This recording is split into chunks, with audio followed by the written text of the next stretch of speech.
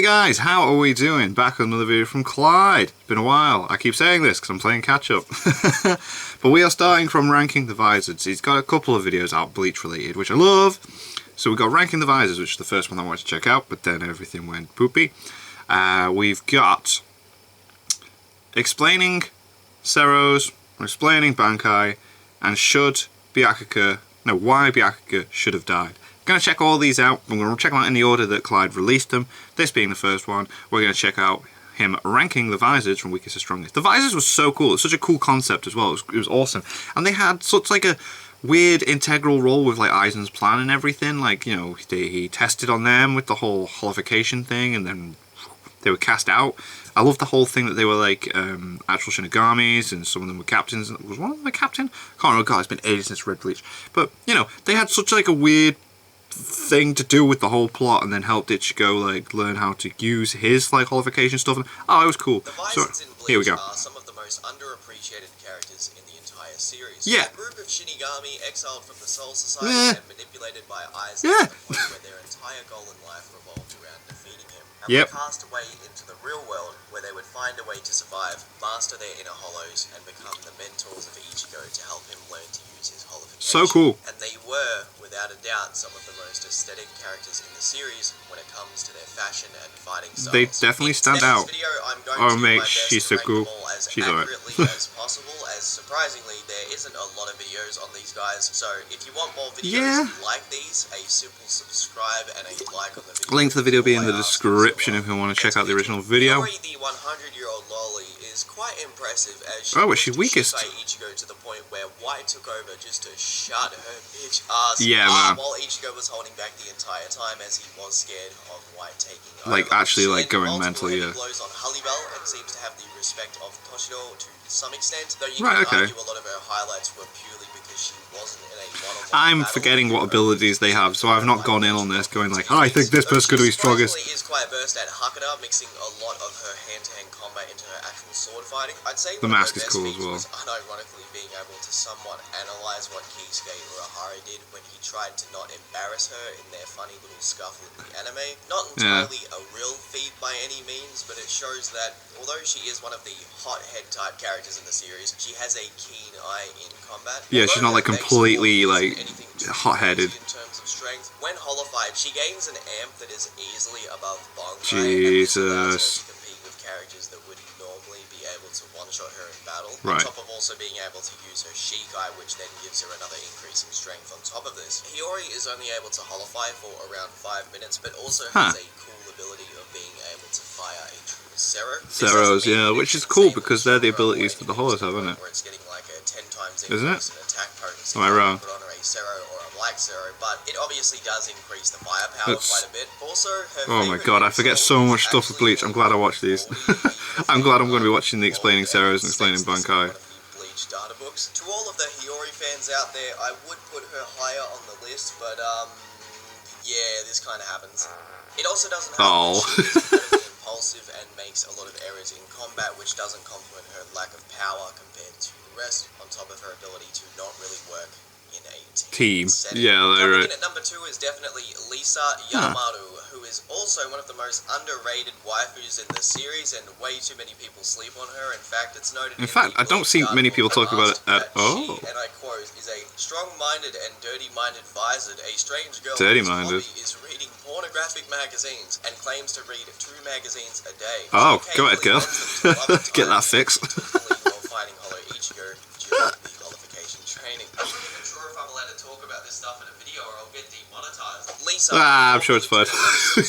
is surprisingly stronger than people think, but sadly not strong enough to be further on the list. Right. She fought quite well against Hallibell, yeah. Toshiro, and Hiyori, being able to blitz Hallibell, who was in her release state, and attacking Toshiro from behind. Although her Shikai is pretty cool and reminds me of Ikaku's, she can also use it like an axe, but sadly it doesn't really seem to have any special ability to it. Yeah, seems very impractical as well. It's so huge. From her holification. It's interesting to note that against Hallibell, she wasn't fast going head-on against her, even in her base form, but against a deformed version of Ichigo's Hollow, she actually believed that she might die. In the War Arc of Bleach, you do get to see her a few times, but she doesn't really do anything. Yeah, she's just there. Cool attacks at the Miracle, which doesn't Well, that'd be cool to see much, them. just like all the other They might Vizards change stuff in the anime. It'd be interesting to see if they do change stuff in the anime. I imagine funnily enough, though, they will. She knew Shunsui was pretending to be dead during his battle with Stark, which always makes me laugh. Coming in third on this list is Mashiro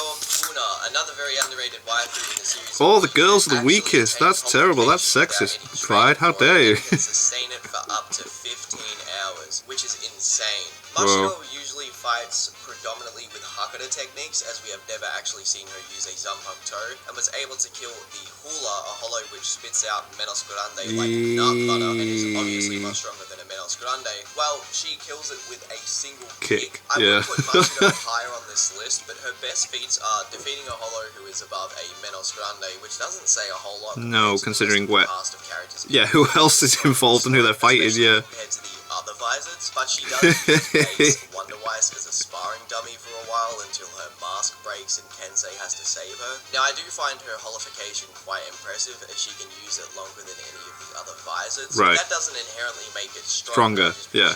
Use it longer. I've actually heard some people argue this before. How now? Mashiro being stronger than the others because she can use her holification longer than the others, which is like saying. But if you're going to fight, use her holification longer than Ichigo, Shinji, or Love. So if she got a fight with anyone stronger than her, she'd have to just like keep running away until their holification ran out. Then she'd beat them. It's just a really weird argument to make. Also, inflating her combat strength way overboard just based off of her fighting base. Wonder Weiss is not really that impressive considering he is basically retarded. And we can't even actually being serious in majority of these fights. Plus, a lot of her attacks don't even seem to damage him that much, whereas he keeps getting up. Go into his release state without even using his holification, but Mashiro, who was able to land multiple heavy blows, didn't. Another thing to add, when Wonder Weiss does connect a punch, it actually one-shots her as her holification breaks, and he loads a second punch, which obviously is going to be much stronger because he sees that he can finish her off, which Kensei casually catches in his base form. Now, some might say... not even holified.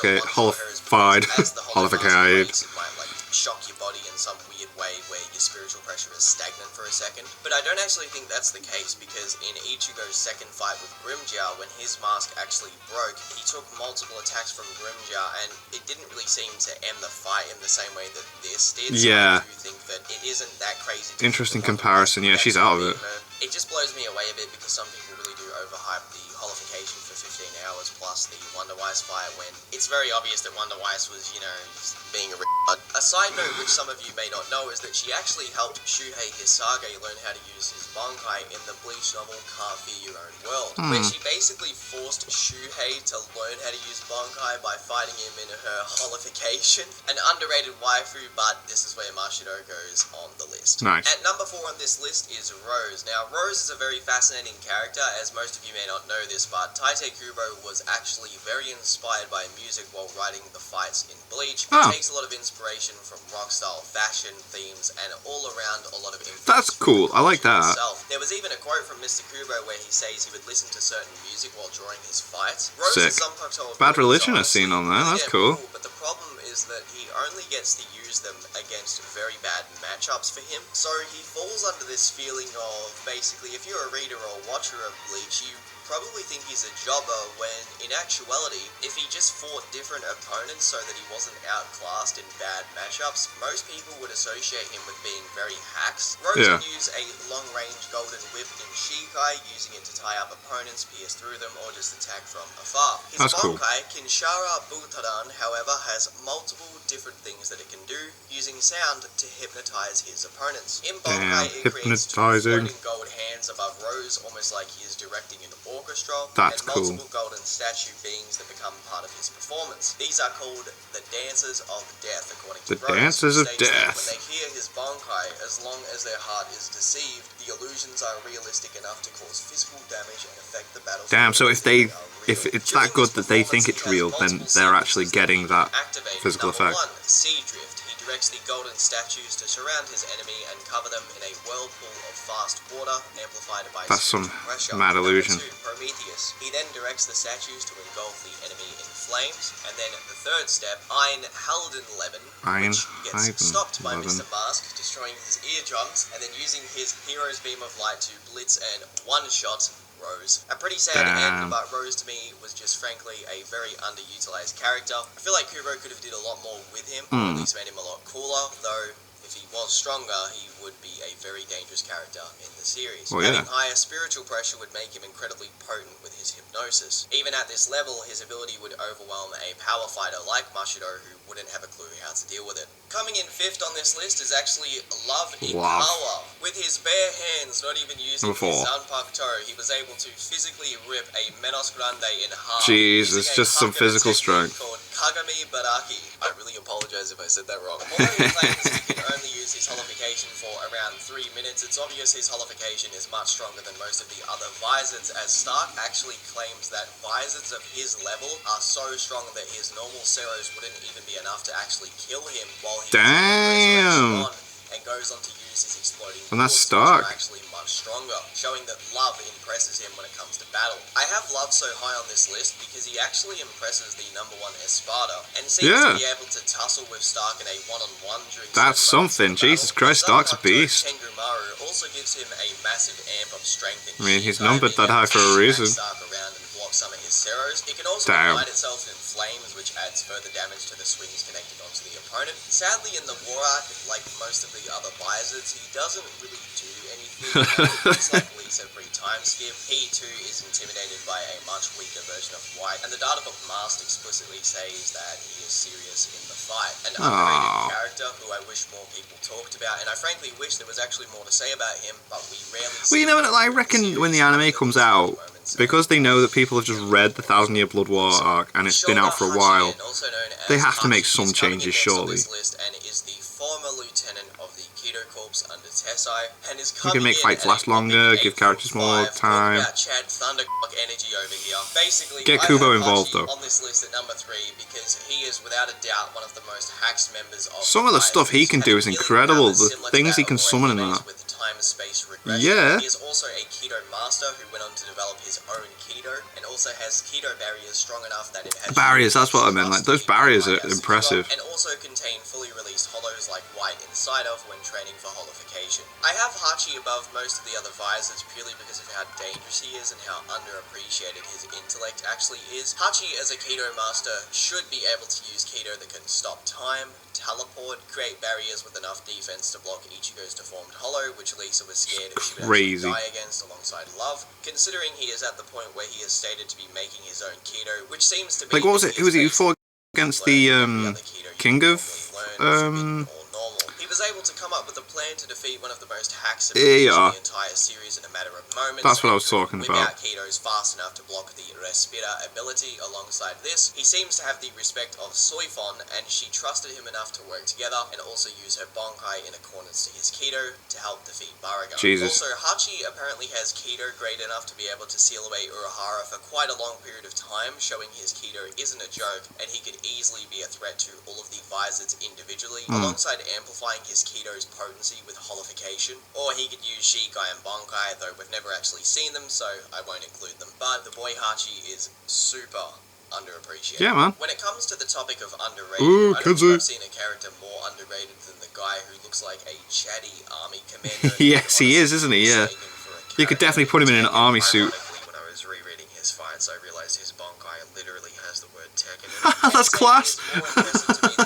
Yes. Kensei actually goes toe-to-toe with Wonder Wise purely in base, the character that was engineered to take down Yamamoto and seal his Zanpakuto. Damn. Love and a lot of the other Vizards' greatest feats were in battles where they had help. What makes him so strong to me is that Mashiro, the girl who can maintain holification for 15 hours, was smacking the hell out of Wonder Wise the entire time. Well, after she got one-shot by Wonder Wise's first punch, he attempts to launch a stronger one at her, which Kensei stops, with one hand in a blitz while protecting Mashiro at the same time. Kensei, in a rage, then goes into his Bonkai and proceeds to beat the shit out of Wonder Wise, pushing him to go into his Resurrection.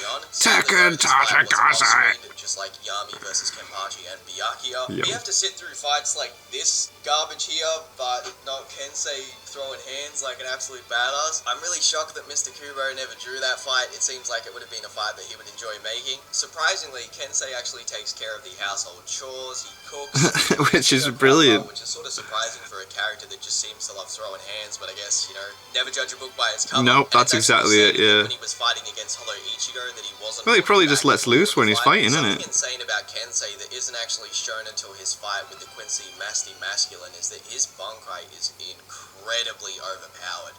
Hurts, don't it? My Tachikaze is a Zanpakuto with an explosive swing. Tekken Tachikaze is a Bankai that packs the power of that explosion into the fist. The power of the explosion continues to be pounded in infinitely while the fist is in contact. Yeah, that's kind of strong. Sick. I think the reason people don't give Kensei more credit is actually because the two opponents he did fight didn't give him much opportunity to be shown off to the viewers, which was the same problem for Rose's battles too. Now, imagine you take Grimmjow and Ukiura, two characters that are pretty badass among the series. Yes. A lot of people love them. They're some of the very most well popular loved and characters respected, in the yes. entire series to this day. Now, imagine that when they appear in the series, the only person that they fight, they only ever have one battle each. They pro-fight Aizen one-on-one, and he just goes and dead. just knocks them out Bye. of existence. You would have the perception as a reader or watcher of Bleach that these characters are incredibly weak because they never did anything. Now, this is the same thing that happens with Kensei. It's all about perspective here as a reader or a watcher. A lot of people don't consider the fact that Kensei and Rose just happen to have really bad matchups. Right, they just don't get to show what they can actually do. Which just isn't true. They have some really hacks, overpowered abilities, and they are genuinely some of the strongest characters among the captains, right? But they just didn't get opportunities to show off their abilities correctly. Against Wonderwise, he's battling a foe that was meant for Yamamoto, the strongest captain. Yeah, out of all of them, yeah. He's battling an opponent that can become infinitely stronger from the cheers of his sidekick James. And if he went into his Vollständig, it would be even more one-sided. Though at the same time, I gotta say, him not going into Holification was really idiotic, and Rose claims that he actually fought the Superstar the way that he did so that he could create an opening for him to slash James in half. When Kensei could have holified and stayed in the battle without taking that unnecessary damage. Yeah. Like, imagine the infinite explosions that he can do with his fist, and then it being multiplied by his Holification. With his mask on. Yeah. Also, there is no reason that he can't holify, as Hiyori and the others could in the do war. it in, I yeah. believe the reason that he didn't holify is because now that he's a captain again, it might be a sentimental thing to not rely on that It power. could be, yeah, like, right, disrespectful now, maybe. The reason I have Shinji Hirako at number 1 on this list Oh, is mate. because he is without a doubt the most lethal of the His abilities are something else. I loved it when Aizen figured out how to, like, get out of his, like, opposite world thing he trapped him in. Monsters, which unironically isn't a shock, considering the stuff Ichigo had just done previously in the Soul Society arc. Not only was he able to tussle with Ichigo and then Grimmjow, who, granted, yes, he only had one arm at the time and was already fatigued from battle, he still at any moment of difficulty could have used his Shikai's hypnosis ability, which oh my god, so cool. Impossible for guys like Grimmjow and Ichigo to deal with, or most characters for that matter. Now, there are arguments you can make to really show that Grimmjow was actually much stronger than what was shown in this battle, though I will save them for a future Grimmjow video that I'm going to make. Sweet. And it also doesn't change what I said about the hypnosis, it's really hacks. Now, it's this hypnosis incredible. actually messes with an opponent's sense of direction. It changes things from completely left to right, up, down, back to front. Oh my god. god. It even affects your eyes and its perception, along with where injuries are inflicted on your body. Let's say you get a slash on your left shoulder, it's going to appear on the right instead. And it also confuses you as to which direction attacks are coming from. It's essentially impossible to fight against. Unless you're Aizen. There we go. Already at the level of a captain when we see him, he was extremely versed at using holification. He was one of the only characters who know that Aizen was up to no good in the past. Before Aizen revealed himself, he was able to cut Aizen while his sword was in effect, whereas Suifon was not. Yeah, you man. can also argue this is just Kyokusoi Getsu tricking them, especially because Aizen ends up calling his Shikai the equivalent to a parlor trick. So even if this isn't Kyokusoi Getsu, you can just argue it was a surprise attack, which happened purely from Aizen's curiosity in that moment. Nothing more. Just wanted to see it, yeah. That Shinji is special and that he will use his sword on him. So I guess that's a pretty good compliment. The only other person he unsheathes his sword for is actually Yamamoto during the same time period, as he respects Yamamoto enough to finish him off properly with some remnants of honor. Also, when Shinji goes to attack Aizen head-on, a much stronger Tosen than the one we've seen in the Soul Society attacks Shinji at the same time from a blind spot, and Shinji can react to the slash and he just dodges it. within the same motion. That is speed, man. Aizen, showing he is probably the fastest newest member of the Vizards. In the Bleach novel, Can't Be Your Own World, we get to see Shinji's Bankai, Sakashima Yokoshima, Hapafu Sagari, which actually appears for the first time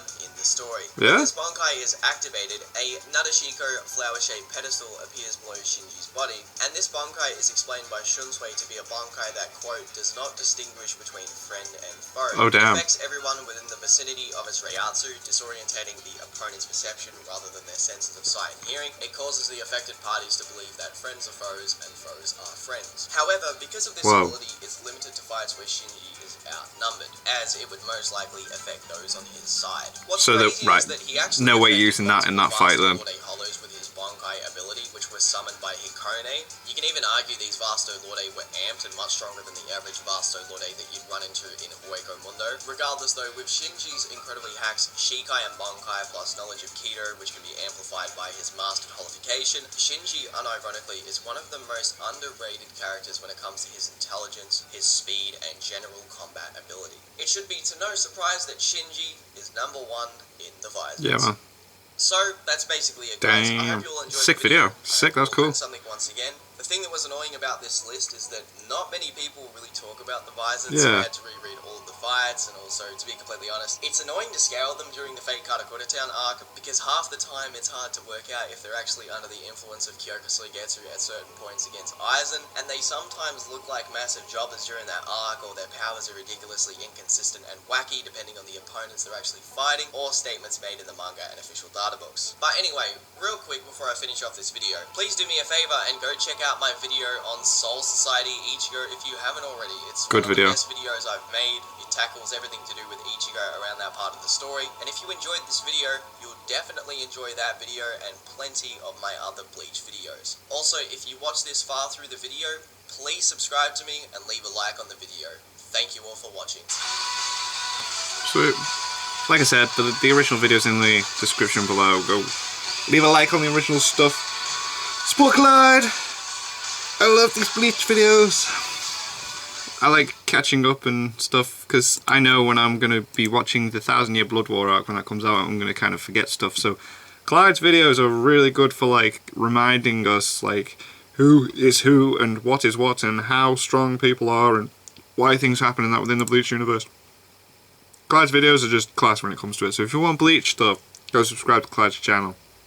And thank you guys very much for watching. What do you guys think of that? What do you guys think of this? Click like, subscribe if you haven't already, leave comments down below. Let me know what I should watch and discuss in future videos. And I'll see you guys. It's all you guys next time.